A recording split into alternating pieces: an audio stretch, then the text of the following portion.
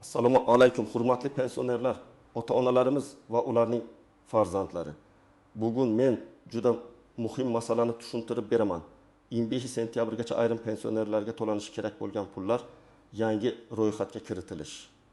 Qayta hisob-kitob, kechikkan to'lovlar va hujjatdagi xatolar sabab odamlar ololmay qolayotgan summalar haqida gaplashamiz. Bu ma'lumot har bir oilaga tegishli bo'lishi mumkin. Chunki deyarli har bir xonadonda pensioner bor. Videoni oxirigacha ko'ring. Chunki eng ko'p xatolar aynan oddiy ko'ringan joylarda qilinadi. Hozirning o'zida kanalga obuna bo'ling, videoga like bosing. Chunki men sizga keraksiz gaplarsiz, amaliy va tushunarli qilib hammasini ketma-ket aytib beraman. Avval qanday edi? Ko'pchilik pensioner pensiyasini har oy belgilangan tartibda bank kartasi yoki pochta orqali olardi. Agar hujjatlar to'g'ri bo'lsa, yashash manzili, pasport ma'lumotlari, bank kartasi va pensiya ishi bo'yicha hech qanday muammo bo'lmasa, to'lov odatda o'z vaqtida kelardi. Lekin amaliyotda hamma narsa bunday silliq bo'lmaydi. Kimdadir pasport almashtirilgan, lekin ma'lumot tizimda yangilanmagan. Kimdir boshqa tumanga ko'chgan, lekin pensiya bo'limiga xabar bermagan. Kimningdir bank kartasi muddati tugagan, kimdir kartani yo'qotgan. Kimdir esa pensiya miqdori qayta hisoblanishi kerakligini bilmagan. Endi nima o'zgardi? Asosiy o'zgarish shundaki, hozir pensiya va ijtimoiy to'lovlar bo'yicha ma'lumotlar ko'proq elektron tizimlar orqali solishtirilmoqda. Ya'ni pensionerning shaxsi, yashash joyi, bank rekvizitlari, ishlagan davri, hujjatlari, nogironlik holati, boquvchisining yo'qotganlik asoslari, indeksatsiya va qo'shimcha to'lovlar bo'yicha ma'lumotlar tekshiriladi. Shu tekshiruvlar natijasida ayrim fuqarolar yangi ro'yxatga tushadi. Ayrimlar esa ro'yxatda bo'lsa ham to'lovni vaqtida ololmay qoladi.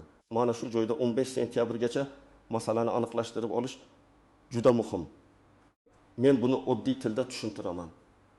Agar pensionerning to'lovi to'xtab qolgan bo'lsa, kamayib qolgan bo'lsa, qo'shimcha pul tushmagan bo'lsa yoki ilgari olinmagan summa bor bo'lsa, bu pul avtomatik tarzda keladi deb kutib o'tirish har doim ham to'g'ri emas.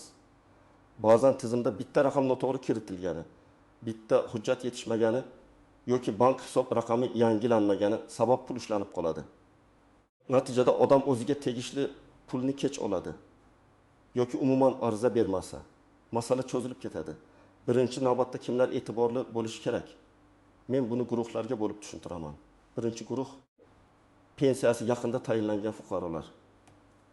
Masalan, fuqaro avgust oyida pensiya yoshiga yetdi, hujjat topshirdi, lekin birinchi to'lov hali to'liq kelmadi. Bunday holatda sentyabr oyigacha pensiya tayinlangan sana, hujjat qabul qilingan sana va birinchi to'lov summasi alohida tekshirilishi kerak. Chunki ba'zan birinchi oy uchun to'lov to'liq oyga emas, pensiya huquqi paydo bo'lgan kundan boshlab hisoblanadi. Masalan, agar pensiya 10 avgustdan tayinlangan bo'lsa, avgust uchun summa 2 avgustdan emas, aynan 10 avgustdan boshlab hisoblanishi mumkin. Lekin sentyabr oyidan to'liq oylik pensiya kelishi kerak. Ikkinchi guruh pensiyasi qayta hisoblanishi kerak bo'lgan pensionerlar. Bu kimlar?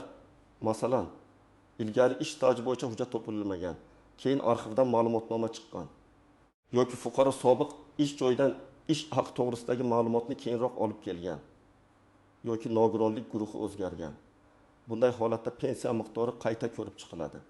Agar yangi hisob-kitob bo'yicha pensionerga ko'proq pul chiqsa, farq summasi ham to'lanishi kerak. Bu farq ba'zan kichik bo'ladi. Masalan, oyga taqvimid 1000 so'm. Lekin agar bu farq 6 oy davomida to'planib qolgan bo'lsa, nirtisam tamgan 1000 so'm bo'ladi.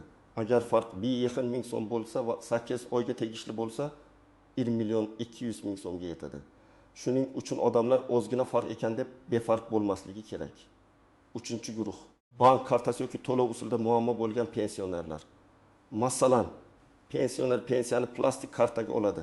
Karta muddati tugagan, yangi karta ochilgan, lekin yangi karta pensiya to'lov tizimiga bog'lanmagan. Bunday vaziyatda pul hisoblangan bo'lishi mumkin, lekin pensioner uni kartada ko'rmaydi. Ayrimlar pensiyam kelmadi deb o'ylaydi. Aslida to'lov qaytgan yoki ushlanib qolgan bo'ladi. Buni bankdan ham, pensiya bo'limidan ham tekshirish kerak. Agar pul bankka yuborilgan, lekin kartaga tushmagan bo'lsa, bank izoh beradi.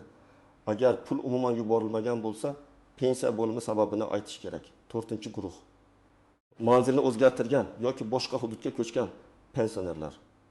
Masalan, pensioner Toshkent viloyatidan Samarqandga ko'chdi. doimiy ro'yxat yoki vaqtincha yashash manzili o'zgardi.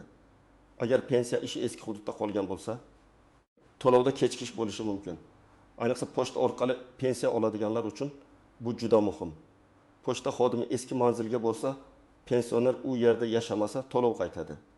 Keyin pensioner menga pul berishmadi deydi. Aslida masala manzil yangilanmagani bilan bog'liq bo'ladi.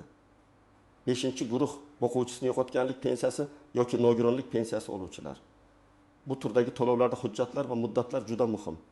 Masalan, farzand boquvchisini yo'qotganlik pensiyasini olmoqda. Lekin u 12 yoshga to'lgandan keyin o'qishni davom ettirayotganini tasdiqlovchi ma'lumotnoma kerak bo'lishi mumkin. Agar ma'lumotnoma vaqtida topshirilmasa, to'lov to'xtashi yoki kechikishi mumkin. Nogironlik bo'yicha esa tibbiy xulosa muddati, guruh o'zgarishi, qayta ko'rikdan o'tish sanasi e'tiborga olinadi. Bir kunlik kechikish ham keyinchalik bir necha haftalik muammoga aylanishi mumkin. Endi hayotdagi misollar orqali ko'ramiz. Birinchi misol, 6-7 yoshli ona har oy 1 million 200 ming so'm pensiya oladi. U avgust oyida kartasini almashtirdi, lekin yangi karta ma'lumotini pensiya bo'limiga bermadi. Sentabr boshida pensiya kelmadi. Onaxon bankka bordi. Bank bizda tushum yo'q dedi. Pensiya bo'limida esa eski karta bo'yicha to'lov qaytganini aytishdi.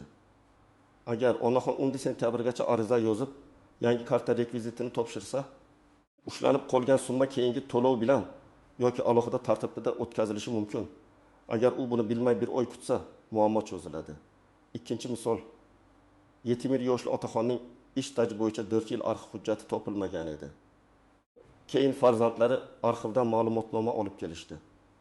Natijada pensiya oyiga 20 ming so'mga oshishi kerak bo'ldi. Agar qayta hisoblash 5 oy oldingi davrga tegishli bo'lsa, 600 ming so'm farq paydo bo'ladi. Bu pul o'z-o'zidan har doim ham tez tushmaydi. Hujjat qabul qilingani, ariza sanasi, qayta hisob-kitob qarori va to'lov jadvali tekshirilishi kerak. Mana shunday holatda odam o'z haqini talab qilmasa, keyin ko'ramiz degan javob bilan vaqt ketib qolishi mumkin. Uchinchi misol, boquvchisini yo'qotganlik pensiyasini olayotgan talaba 18 yoshdan oshgan, lekin universitetdan o'qiyotgani haqida ma'lumotnomani kech topshirgan. To'lov vaqtincha to'xtatilgan. Keyin ma'lumotnoma topshirilgandan so'ng kun, agar u haqiqatan ham uzluksiz o'qiyotgan bo'lsa, to'xtagan davr uchun ham qayta hisoblash masalasi ko'riladi. Lekin buning uchun men o'qiyapman deb og'zaki aytish yetmaydi. Rasmiy ma'lumotnoma shaxsni tasdiqlovchi hujjat, ariza va pensiya ishi bo'yicha tekshiruv kerak bo'ladi. Kimlar xavotir olmasligi mumkin? Agar siz pensiyangizni har oy o'z vaqtida olayotgan bo'lsangiz, karta ishlayapti, manzil o'zgarmagan, hujjatlaringizda xato yo'q, pensiya turi o'zgarmagan va sizda qo'shimcha qayta hisoblash talabi bo'lmasa, katta ehtimol bilan sizda muammo yo'q. Lekin baribir men bir narsani tavsiya qilaman. Har oy tushgan summani yozib boring. Bugun 1 million 200 ming so'm tutsa, keyingi oy 1 million 200 ming so'm tutsa, sababini so'rash kerak. Ba'zan ushlab qolish, qarzdorlik, ortiqcha to'langan summani qaytarish yoki texnik xato bo'lishi mumkin. Pensioner o'z pulining harakatini bilishi kerak. Endi istisnolar. Tuzoqlar va ko'pchilik bilmaydigan nozik jihatlarga o'tamiz. Birinchi nozik jihat, ro'yxatga kirdim degani pul ertaga tushadi degani emas. Ro'yxatga kiritish, hisob-kitob qilish, to'lov hujjatini shakllantirish. Bank yoki pochta orqali yetkazish alohida jarayonlar. Masalan, siz 12 sentyabrda hujjat topshirdingiz. Xodim hujjatni qabul qildi. Bu yaxshi. Lekin to'lov shu kuni tushmasligi mumkin. Chunki tizimda tekshiruv, tasdiqlash va to'lov jadvali bor. Shuning uchun har bir bosqichni so'rab aniqlang. Hujjat qabul qilindimi? Ro'yxatga olindimi? Qayta hisoblash qarori chiqdimi? To'lov qachon yuboriladi? Ikkinchi nozik jihat. Telefon orqali aytilgan javob bilan cheklanib qolmang. Telefon orqali hammasi joyida deyishlari mumkin. Lekin sizda yozma ariza yoki ariza raqami bo'lmasa, keyin isbotlash qiyin bo'ladi. Har doim ariza topshirganda kirim raqamini, sanasini yoki elektron murojaat raqamini saqlab qo'ying. Agar siz my.uz yoki boshqa rasmiy elektron xizmat orqali murojaat qilsangiz, murojaat raqamini yozib oling. Agar tuman pensiya bo'limiga borsangiz, arizangiz qabul qilinganini tasdiqlovchi belgi yoki nusxa oling. Uchinchi nozik jihat, hujjatdagi bitta harf yoki raqam ham muammo chiqaradi. Masalan, pasportda familiya Karimova deb yozilgan, eski mehnat daftarchasida Karimova o'rniga boshqa imlo bilan yozilgan bo'lishi mumkin. Tug'ilgan sana bir joyda 1977 yil, boshqa hujjatda 1975 yil bo'lib qolgan bo'lishi mumkin. Ishga kirgan sana, ishdan chiqqan sana, buyruq raqami noto'g'ri ko'chirilgan bo'lishi mumkin. Bunday holatda pensiya bo'limi hujjatni qabul qilmasligi yoki qo'shimcha tasdiq talab qilishi mumkin. Shuning uchun arxiv hujjatlarini olganda darhol ism, familiya otasining ismi, tug'ilgan sana, ish joyi, lavozim va sanalarni tekshiring. 4-nozik jihat. Hamma qo'shimcha pul ham hammaga bir xil berilmaydi. Ko'pchilik qo'shnimga falon summa tushibdi, menga ham tushishi kerak deb o'ylaydi. Lekin pensiya miqdori individual hisoblanadi. Ish staji, ish haqi, pensiya turi, nogironlik guruhi, urush yoki mehnat faxriysi maqomi, qaramog'idagi shaxslar, qonunchilikdagi indeksatsiya va boshqa omillar ta'sir qiladi. Masalan, ikki pensioner bir xil yoshda bo'lishi mumkin, lekin biri 35 yil ishlagan, ikkinchisi 22 yil ishlagan. Biri yuqori ish haqi olgan, ikkinchisi kamroq olgan. Shuning uchun summalar bir xil bo'lmasligi tabiiy. 5-nozik shart ortiqcha to'lov masalasi. Ba'zan pensionerga avval ortiqcha pul to'langan bo'lishi mumkin. Masalan, hujjatdagi o'zgarish vaqtida xabar qilinmagan, nogironlik muddati tugagan, lekin to'lov davom etgan yoki boquvchisini yo'qotganlik pensiyasida o'qish holati o'zgargan. Keyin tizim buni aniqlasa, ortiqcha to'langan pulni keyingi pensiyalardan ushlab qolishlari mumkin. Shunda pensioner nega pensiyam kamaydi deb hayron bo'ladi. Bunday vaziyatda eng to'g'ri yo'l ushlab qolish sababi va miqdori bo'yicha yozma tushuntirish so'rash. Qaysi davr uchun qancha summa, qaysi asos bilan ushlangani bilish kerak. 6-nozik jihat, vositachilardan ehtiyot bo'ling. Men sizni ro'yxatga kiritib beraman. 20 sentyabrgacha pul chiqarib beraman. Oldindan xizmat haqi bering degan odamlarga ishonmang. Pensiya va ijtimoiy to'lovlar rasmiy tartibda davlat organlari orqali hal qilinadi. Hech kim sizdan noqonuniy to'lov talab qilishga haqli emas. Agar kimdir pul evaziga masalani tezlashtirishni va'da qilsa, bu katta xavf. Siz hujjatlarni rasmiy idoraga topshiring, ariza raqamini oling. Javobni yozma shaklida so'rang. 7-nozik jihat, pochta orqali oladigan pensionerlar. Pochta xodimi kelgan paytda pensioner uyda bo'lmasligi, kasalxonada bo'lishi yoki qarindoshnikiga ketgan bo'lishi mumkin. Bunday vaziyatda to'lov qaytishi yoki keyingi tarqatish sanasiga qolishi mumkin. Agar pensioner uzoq muddat uyda bo'lmasa, oldindan pochta bo'limi yoki pensiya bo'limiga xabar berish kerak. Ishonchnoma orqali olish masalasida esa hujjatlar notarial tartibda yoki amaldagi qoidalarga muvofiq bo'lishi kerak. Og'zaki qizim olib beradi deyish yetarli emas. Endi nima qilish kerak? Men sizga aniq qadamlarni aytaman. Birinchi qadam, oxirgi 3 oyda olgan pensiya summangizni tekshiring.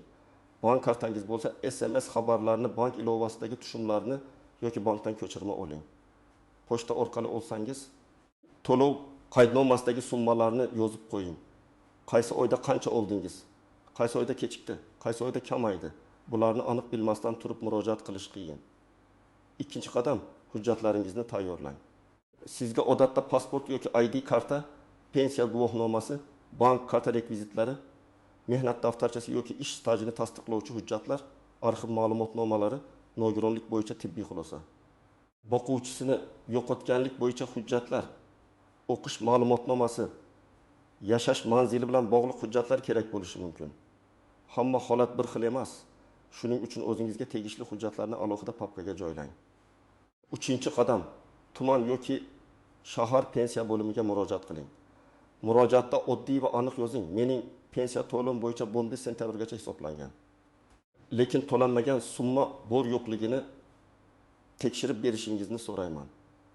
Pensiya miqdorim, qayta hisoblash asoslari, bankka yuborilgan to'lovlar va ushlanib qolgan summalar haqida yozma ma'lumot berishingizni so'rayman. Mana shunday yozsangiz, masala umumiy gap bo'lib qolmaydi. Aniq tekshiruv talab qilinadi.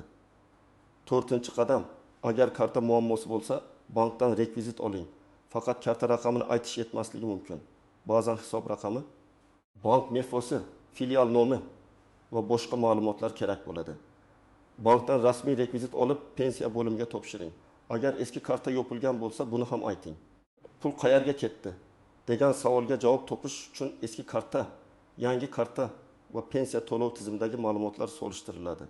5-qadam, arzangiz qabul qilinganini tasdiqlatib oling. Bu juda muhim.